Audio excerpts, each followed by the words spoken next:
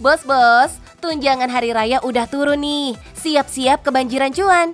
Terlebih buat para pelaku usaha yang bergerak di bidang fashion muslim.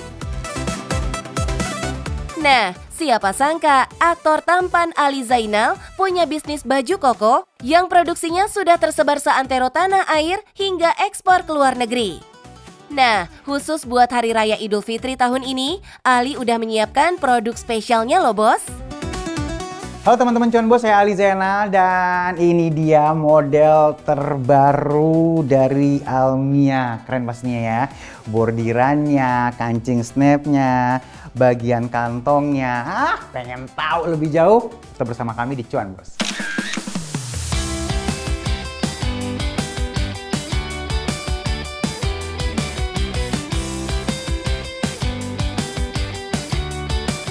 Bos-bos, Ali Zainal nggak cuma punya bisnis kafe loh. Beberapa tahun ini, Doi juga bergelut di bisnis baju koko. Ali, yang sering didaulat jadi presenter program religi di banyak stasiun TV ini, awalnya hanya ditunjuk sebagai brand ambasador untuk produk baju koko. Tapi setelah beberapa tahun berjalan, Doi akhirnya ikut cemplung juga ke dalam bisnisnya. Yang lebih luar biasa lagi, jadi waktu itu aku pegang program agama, kayak udah diatur gitu sama Allah. Pas aku dapat program agama ini, pas aku langsung jadi brand ambasadornya Almia. Jadi semua program agamaku, aku nggak usah pusing, semua disuplai dari Almia. Jadi kayak udah Allah aturin, nih bentar lagi dapat program agama, nih bajunya udah ada gitu. Berawal dari brand ambasador, lalu belajar bisnis baju koko yang disupport penuh oleh sang owner, membuat Ali menjadi bagian dari bisnis baju koko legendaris ini. Almia ini udah di hatinya yang udah para pengguna Almia gitu ya. Di Indonesia orang udah coba Almia, maafin. Begitu dicoba yang lain lagi, enggak, gue pilih Almia. Itulah yang bikin kita bertahan. Pertama, dari mulai pemilihan bahan, bordir. Kalau misalnya teman-teman urut dari 15 tahun yang lalu sampai sekarang, nggak ada yang namanya bordir kita sama. Bos, sebagai bisnis yang mampu bertahan belasan tahun, kualitas baju koko ini jelas nggak main-main. Meski model baju koko tidak seperti gamis perempuan yang silih berganti trennya, tapi Almia hadir dengan ciri khasnya. Salah satunya punya desain bordir yang khas di setiap model baju kokonya. Kita nih sholat, maaf ya, Allahu Akbar, di masjid pasti ada yang pakai Almia. Dan aku hafal Almia. Begitu aku di sop ketiga. Nah, terus nanti misalnya pindah masjid lagi, Allahu Akbar, itu Almia tuh. Aku hafal bahannya, cuttingnya, bordirnya. Nah, orang-orang yang udah pakai Almia bilang memang dicuci warnanya nggak hilang, warnanya nggak hilang. 5 tahun dia cuci warna tetap utuh. Soal harga sih, bervariatif bos. Semua bisa menyesuaikan dengan bahan dan model terbaru. Rata-rata dimulai dari harga ratusan ribu rupiah. Bisnis ini juga sudah punya tempat konveksinya sendiri. Jadi bisa menunjang permintaan yang membludak jelang lebaran. Dari pemotongan bahan, bordir, jahit, sampai packing, semua dilakukan oleh tangan-tangan handal yang sudah bekerja puluhan tahun nih bos. Sekarang yang kita keluarin di tahun ini, ini kancing snap. Jadi setiap tahun kita punya ciri yang beda ya. Ini kancing snap punya guys, orang lain nggak punya ya. Ini ada 2 kancing snap di bagian atas ya. Terus satu lagi yang kita keluarkan lagi tahun ini ada kantong samping. Jadi aku tahu itu 2 tahun yang lalu. Kenapa? Ini request dari teman-teman. Ada Coco Legend tuh bagian depan kantongnya. Tapi kalau kita lompat jatuh. Siwak, tasbih ataupun handphone. Nah ini mau lompat-lompatan nggak jatuh. Oh iya bos, salah satu cara untuk terus eksis di bisnis baju koko dan mampu bersaing dengan kompetitor nggak cuma berani mengusung model baru. Pilihan warna yang nggak biasa pun wajib dihadirkan. Kita harus mulai bermain dengan warna-warna yang nggak putih aja. Orang identik kalau ngomongin koko putih. Kita mulai out of the box. Tahun ini apa nih yang akan disukai oleh masyarakat? Kita belajar dari desainer-desainer yang bukan hanya koko aja. Tahun ini kita main orange. Oke, gue ikutin orange-nya. Tahun ini kita akan main pastel. Pastelnya kita ikutin. Bos, Sudah terjawab kan cara bisnis baju koko ini bertahan hingga belasan tahun? Nah, untuk strategi, Ali jelas bermain di digital marketing. Ali Zainal bahkan menyiapkan cara kreatif buat berpromosi, termasuk terjun langsung jualan live nih bos. Dengan begini, bisa ningkatin interaksi dengan calon pembeli dan juga bangun kepercayaan. Dan berakhir check out deh bos. Online itu 24 jam, apalagi nih di Ramadan ini udah pasti 24 jam kita dengan ada 4 shift ya. Kita ada 4 shift, terus ada diskon-diskon yang luar biasa, beli 3 gratis 1, segala macamnya. Udah habis kali beli 3 gratis 1-nya. Sellingnya kalau misalnya ditanya, insya Allah kita berdoanya minimal one day, satu hari itu 400 piece kita jual. Tuh bos, terbukti ampuh kan? 400 baju koko terjual saat live jualan. Sementara untuk penjualan offline-nya bisa ratusan baju koko habis terjual bos. Apalagi bisnis ini sudah punya banyak mitra di banyak daerah. Offline kita memang tenabang ya Allah, Masya Allah ya. Kita branding 3. Yang lainnya ya kemitraan. Dan di seluruh Indonesia juga kita ada kemitraannya. Bener-bener family banget ya, kekeluargaan banget. Habis itu kita mulai masuk di online. Kalau misalnya dibilang bagaimana cara kita survive, ya kita ini emang selling ini hanya di momen Ramadan. Jadi kita benar-benar Ramadan kita maksimalin, kita bagaimana setiap Ramadan mereka tetap alnia gitu.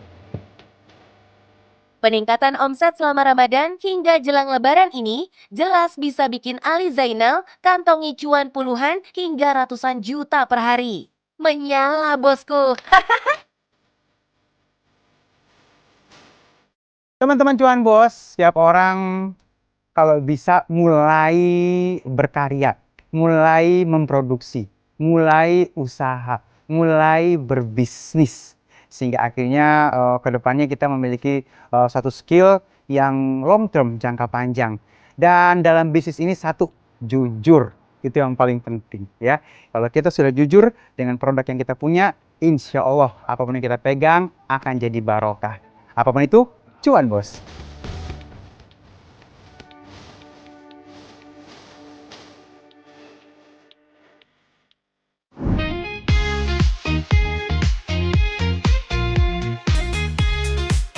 Bos-bos, saat Lebaran, kue kering selalu menjadi sajian yang wajib hadir. Nggak heran kalau dari nastar, kastengel, hingga kue kacang, permintaannya selalu meningkat setiap tahun. Dan menariknya bos, di balik toples kue kering itu terdapat rantai bisnis yang panjang. Mulai dari produsen rumahan hingga pedagang di pasar tradisional. Halo, bos.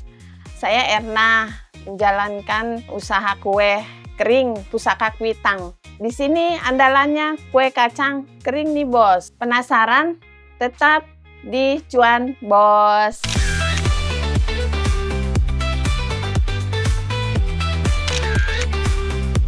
Bos, siapa sih yang nggak tahu produsen kue kering yang satu ini? Yap, kue kering rumahan di Kuitang, Jakarta Pusat ini sudah beroperasi lebih dari 3 dekade loh bos. Awal mulanya dari orang tua ya. Orang tua, karena orang tua udah nggak ada.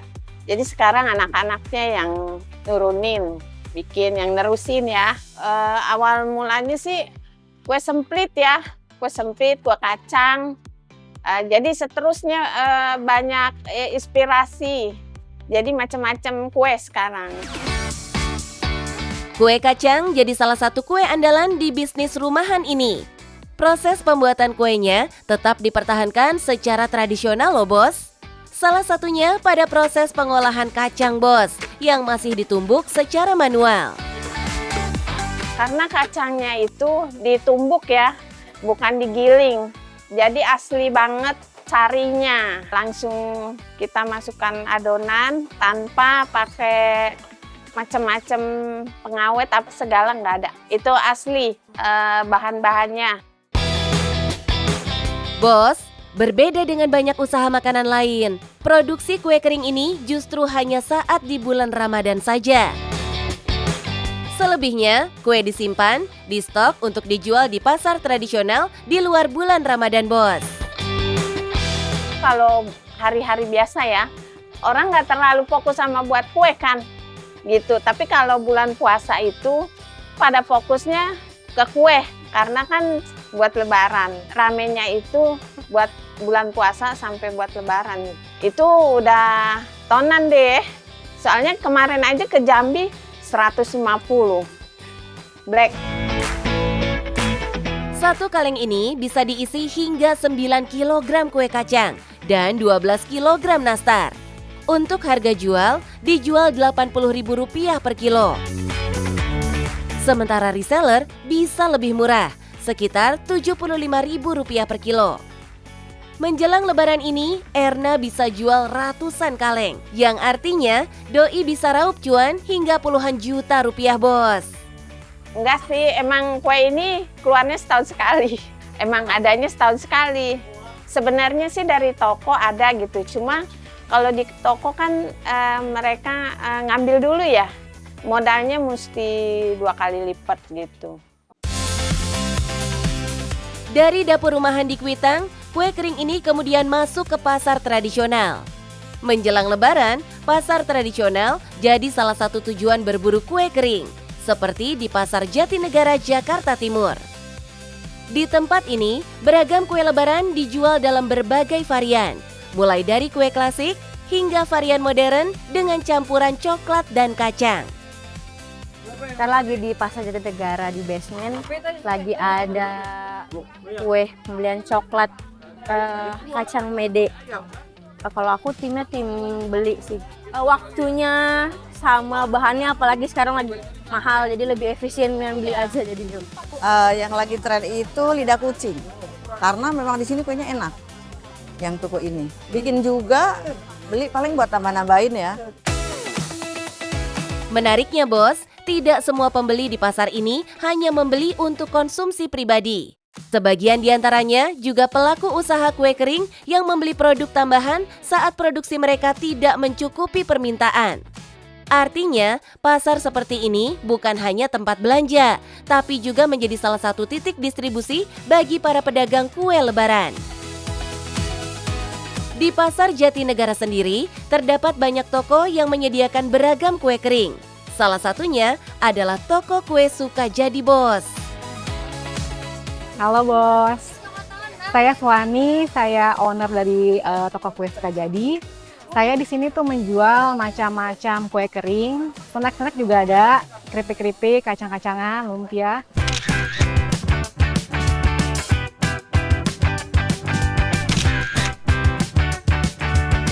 Bos, berbeda dengan produsen kue rumahan, toko seperti ini berperan sebagai pengepul produk. Artinya, satu toko bisa menjual berbagai merek kue kering dari berbagai produsen di berbagai daerah. Model bisnis ini membuat pilihan produk menjadi lebih beragam dan stok lebih mudah dijaga. Kalau Bos sendiri sih enggak sih Kak, kebanyakan sih pabrik ya. Semuanya pabrik, kue kering juga pabrik sih. Dari awal mulanya toko ini udah ada juga udah kerjasama kita tuh. Paling ada buatan perumahan sih. Di antara berbagai jenis kue, nastar masih menjadi favorit pembeli, disusul kastengel dan putri salju. Sedangkan varian dengan tambahan coklat atau kacang mede dan almond menjadi pilihan customer untuk melengkapi isi toples lebaran. Kalau menjelang lebaran sih lumayan banyak sih Kak, pasti kan. Ya adalah ratusan toples lah ya, lumayan terjual. Kalau hari biasa sih, kalau untuk kue kering kurang, nggak terlalu banyak peminat lah ya. Lebih ke kayak ke snack gitu ya. Saat jelang lebaran, ratusan toples per hari bisa terjual. Nggak heran kalau omset Suwani bisa tembus puluhan hingga ratusan juta rupiah loh, Bos. Kalau misalnya di sini tuh paling sedikit cuma seon juga boleh. Seon, terus ada juga kadang seperempat. Terus sekilo gitu kan, setengah juga kadang-kadang banyak yang beli Kak. Harganya kalau misalnya sekarang tuh paling murah Dia udah naik ya Kak, soalnya kan udah deket lebaran nih. Jadi paling murah tuh 170, di atasnya itu 190 sekilo. Paling atas lagi tuh 210. Selisih harga antara produk reguler dan premium umumnya terletak pada komposisi bahan. Semisal penggunaan butter murni atau campuran margarin, serta banyaknya keju atau kacang yang digunakan dalam adonan. Murah mungkin karena dia udah PO bisa juga. Karena kita kalau PO itu kan beda harga gitu ya Kak ya, karena dia PO dari awal. Ya kan, banyak customer yang buat jualan lagi di sini, ambil sama kita. Mereka mungkin buat jualan di kantor atau bikin hampers gitu. Kita sih nggak ada minimal gitu ya Kak. Ya pokoknya paling kita cuma kamu PO ke saya, kamu kasih DP, ya udah kita orderin gitu aja. Kita kasih kamu harga bagus gitu. Bos, walaupun Suwani tidak memproduksi kue sendiri, Doi bisa menawarkan harga yang lebih bersaing. Karena toko ini menjadi salah satu titik distribusi bagi para produsen kue kering. Makanya tak heran banyak yang membeli dalam jumlah besar untuk dijual kembali. Baik untuk bisnis hampers maupun untuk dijual di lingkungan kantor dan perumahan. Kue kering ini pun jadi bagian dari rantai bisnis musiman yang menggerakkan banyak pelaku usaha saat Ramadan dan Lebaran tiba. Nah, bos, saya ada tips untuk menjadi besar di sini. Pertama tuh mungkin kakak bisa mulai dengan snack yang kecil-kecil ya, ringan-ringan. Bisa keripik-keripikan atau kacang-kacangan. Kedua, kue kering, nastar, kastengel, putri salju. Apapun bisnisnya, yang penting cuan, bos.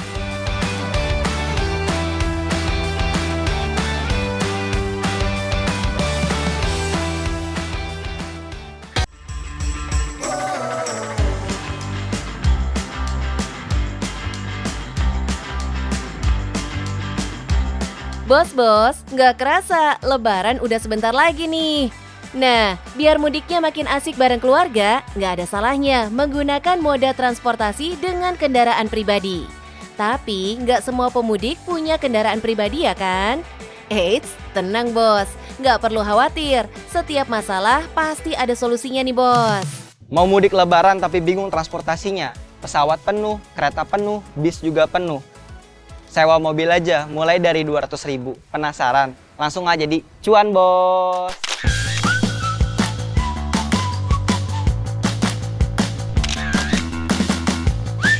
Yuhu, ini dia bos, salah satu bisnis yang mendulang cuan saat Lebaran tiba.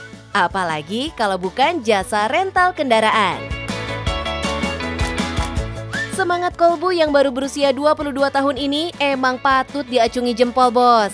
Sebagai Gen Z, Doi melek banget sama teknologi digital yang berguna buat bisnisnya.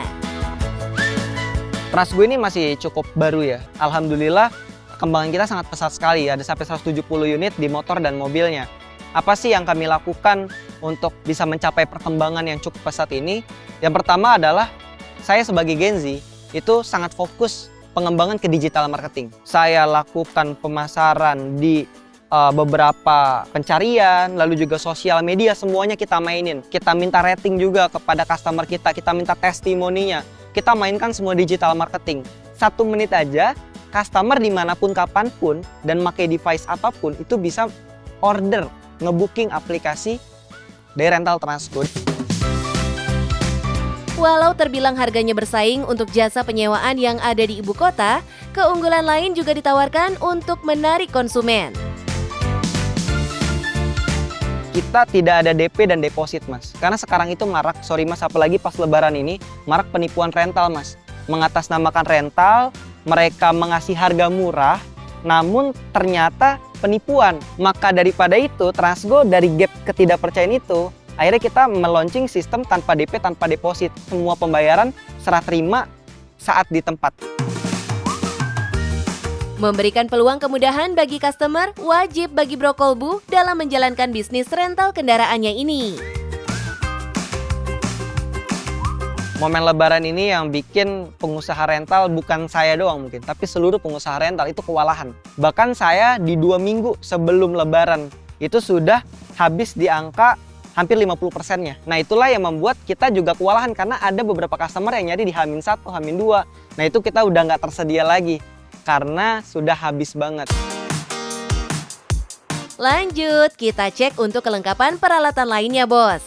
Mulai dari segitiga pengaman, dongkrak, ban serep, hingga alat pemadam kebakaran, semua tersedia untuk kejadian tak terduga selama perjalanan. Nah Mas Kolbu, kalau misalkan kita di jalan nih ada kendala, kita udah coba usaha dengan toolkit yang ada ini, tapi tetap nggak bisa nih Mas Kolbu. Itu gimana nih? Oke, jadi kita itu ada hotline, kurang lebih kita ada namanya program pusat bantuan rental. Itu kita tersedia 24 jam kali 7 hari. Jadi kurang lebih kapanpun, dimanapun itu kita sedia bantu. Contoh ada masalah aki, ada masalah mesin maupun yang lain-lain, kita siap bantu. Itu dan juga nggak cuma di Jabodetabek. Kalau misalnya kejadiannya di Bandung pun, di Bogor pun, dan lain-lain, kita ada bisa juga. Nah hotline-nya ini berarti 24/7 di jam berapapun bisa ya? Bisa gitu. Oh iya Bos, untuk mendukung perawatan berkala semua kendaraan, jasa rental Bro Kolbu ini juga mengelola bengkel sendiri loh Bos.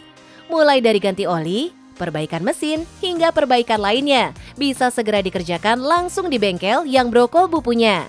Mantap kan Bos? Jasa rental kendaraan ini jelas salah satu yang banyak dicari oleh masyarakat perkotaan. Namun di balik cuannya ini jelas jadi tantangan tersendiri bagi Bro Kolbu dalam menjalankannya. Sebelum kita mengalami, kita sekarang sudah memiliki beberapa antisipasi. Ini bisa dibantu dengan aplikasi.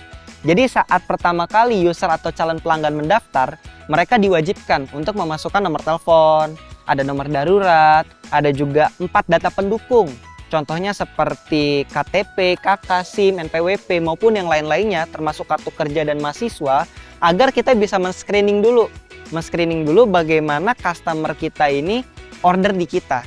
Dan selain itu memang kita ada pengecekan berkala, dalam arti ketika user ini sudah menyewa, apakah user ini benar-benar menggunakan sesuai tujuannya. Contoh tujuannya ini ke Jakarta, apakah dia nanti ke Bogor, apakah dia ke Depok, itu bisa kita lacak karena di dalam unit kita semuanya ada GPS-nya.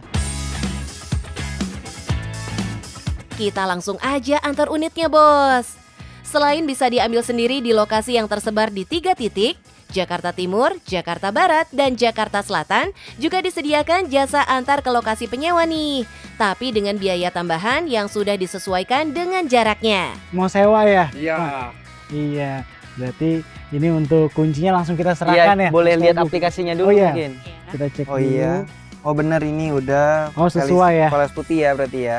Boleh dicek-cek dulu aja mungkin Bu untuk Boleh. unitnya. Sesuai SOP, kendaraan akan langsung dicek oleh penyewa. Dan bila sudah sesuai, kunci kendaraan sudah bisa diserah terima ke penyewa nih Bos. Pak, Bu, Halo, hati-hati Pak, di Bu. jalan Hati-hati ya. di jalan ya Ade ya. Terima Selamat kasih, berlibur ya. semoga Terima sampai kasih, dengan Mas Ed. selamat.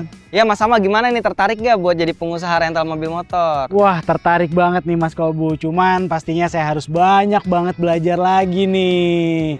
Mas Kolbu, kasih dong tips-tips buat bos-bos yang ada di rumah nih, biar sukses kayak Mas Kolbu. Oke boleh. Sedikit aja mungkin dari aku. Seorang pemenang tidak akan menyerah dan yang menyerah tidak akan pernah menjadi pemenang. Untuk Gen Z dan anak muda di luar sana, ini saatnya kita terus ambil peluang, cekatan ambil peluang. Semuanya harus kita garap potensinya. Yang penting, Cuan bos!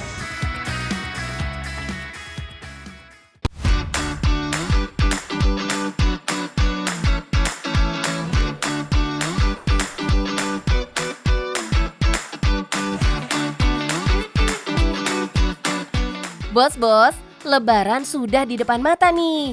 Peluang cuan terbuka lebar di banyak lini usaha. Salah satunya di jasa penitipan hewan. Yap, buat para pemilik hewan yang mau mudik, pasti butuh banget jasa satu ini. Uniknya, bisnis penitipan hewan pet vet yang berlokasi di Jakarta Barat ini gak cuma buat kucing dan anjing saja, tapi juga hewan-hewan eksotis loh bos. Halo bos, saya Dr. Hewan Eka Dewi Wulandari dari Pet Pet Animal Clinic.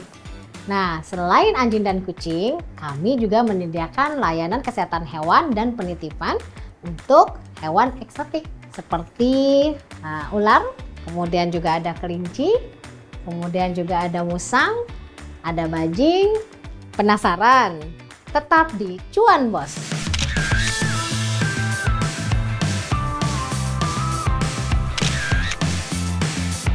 Bos-bos, bisnis hotel hewan di Jakarta jelas udah banyak banget. tapi nggak banyak yang punya layanan seperti di Pet Vet. Eka, sang owner yang juga seorang dokter hewan, mengusung layanan terbaru, yakni bisa menampung hewan-hewan di luar kucing dan anjing. Seperti burung, kelinci, bahkan ular. Buat kaum urban, pelihara hewan eksotis memang jadi hobi baru ya bos? Nah, peluang inilah yang ditangkap Eka. Dia paham kalau nggak banyak hotel hewan yang kasih layanan seperti ini. Eka pun menyiapkan segala fasilitas seperti ruangan dan pakan khusus. Exotic Animals ini agak berbeda mas, jadi dia itu sesuai dengan kebutuhannya masing-masing. Ada yang nokturnal itu hewan malam ya, jadi dia itu rawat inapnya itu gelap. Jadi dinyalain hanya ketika kita when we want to do something gitu ya ke dia, nuangin makanannya. Ada juga eksotik yang butuh penghangat, jadi memang ada lampu khususnya supaya mereka nggak kedinginan ya. Poikiloton dia nggak bisa dapat memproduksi panas tubuh, jadi dia butuh dari luar. Tuh bos, setiap hewan eksotis yang dititipkan butuh perlakuan khusus. Karena beda hewan, beda karakter, beda pula perlakuannya. Kami tetap ada exercise seperti yang dilihat saat ini ya, ada kucing yang memang exercise, jadi tidak selalu dikandangin. Eksotik pun demikian, bahkan ular kita ada tempat exercise untuk ular ya. Jadi ibaratnya ularnya itu tetap merasa bebas lah ya, tidak selalu di dalam kandang. Bos, untuk bisa menitipkan hewannya di Pet Vet, ternyata butuh rangkaian pengecekan yang wajib dilakukan loh. Nitip sehat ya, tidak dalam kondisi sakit. Tetapi ketika sebelum mau dititipkan harus dicek dulu kan sama dokter kondisinya bagaimana. Sudah adakah tanda-tanda stres saat itu? Kalau misalnya sudah ada tanda-tanda stres ya kita pasti akan edukasi. Kita akan berikan kayak penenang tanda kutip ya. Sekarang ada tuh mas obat-obatan merek yang khusus buat mereka, jadi dia agak lebih tenang kalau di lingkungan baru.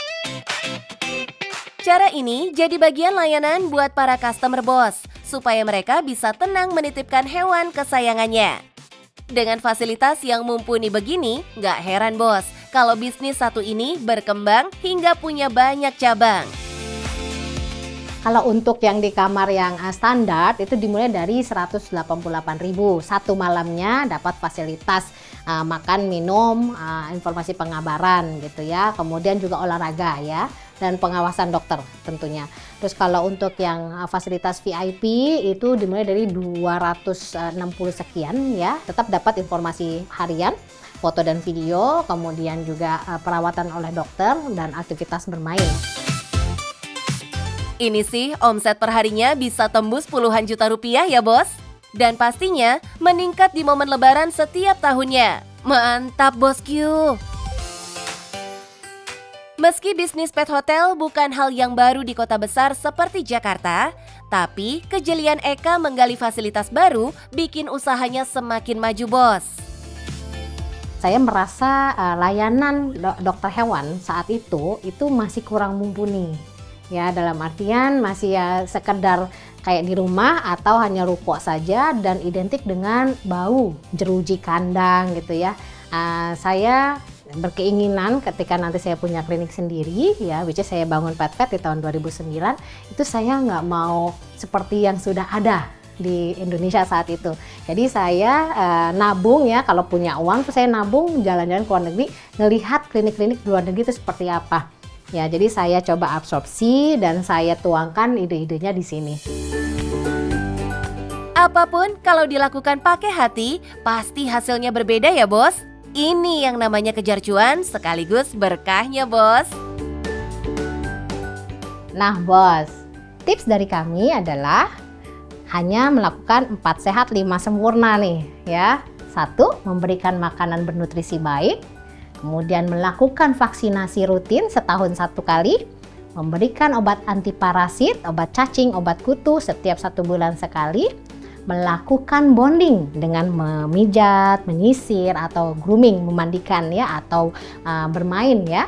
Nah itu yang keempat, dan yang kelima, ingat untuk melakukan sterilisasi supaya mereka tidak beranak pinak dan menjadi hama. Apapun itu, yang penting cuan bos.